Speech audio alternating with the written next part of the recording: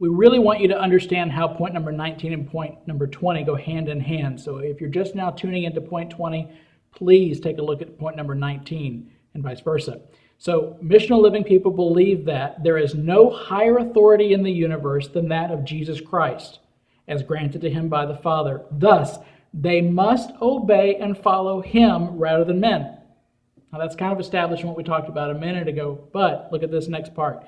However, they also recognize the word he has given us regarding the ordained positions of various authorities, and they seek to live in balance of boldly fulfilling God's mission, submission to God-given authorities, and a peaceful, quiet life. So these principles all throughout Scripture. So we are to show respect to authorities, etc.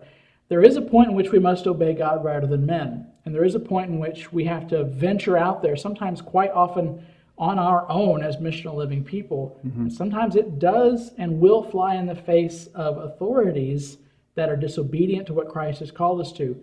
But this cannot become an excuse to just live as a person who constantly flies in the face of authority. Yeah. That rebellious spirit, Scripture says, is as the sin of witchcraft.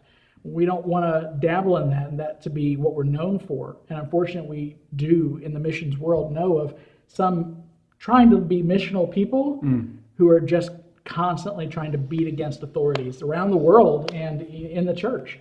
That's not what Christ is about.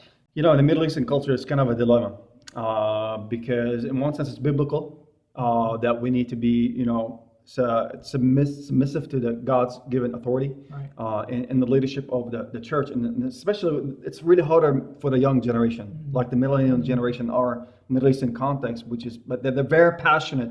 They have the zeal to go and give of their time and their gifts and talents, but still they need to be submissive to their leadership.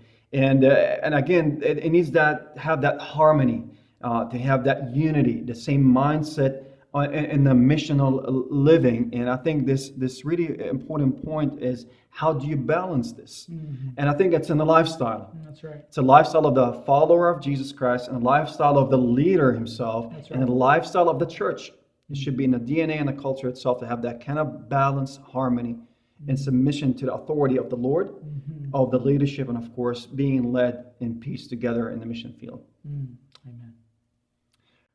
أحبائنا، طبعا في هذا المبدأ الكتابي، هذا المبدأ لحياة النمط الإرسالية، هو مبدأ كتير في غاية الأهمية، وهي الخضوع للسلطة، والسلطة العليا اللي هي من عند الله من خلال الرب يسوع المسيح بحسب دعوته لحياة كل واحد فينا. وعلى كل واحد بعيش بإيمان بحسب هذه المبادئ أنه يتبع خطوات الرب يسوع المسيح، يآمن ويثق في وعوده وفي حضوره في السلطان وسلطته. ولكن بالذات عندنا في المجتمع الشرقي علينا أنه ننتبه أنه من خلال كلمة الله والمبادئ الكتابية لازم يكون في كمان خضوع للسلطات وخضوع للقيادة، ويكون في عندنا بنفس الوقت هذا الانسجام والتناغم من خلال قيادة الله، قيادة الكنيسة، حتى ننطلق بتناغم وتناسق لإيصال بشارة الملكوت. فهذا تحدي كبير لنا في المجتمع الشرقي، ولازم نفهم كتير ونآمن بهذا المبدأ الكتابي أن السلطة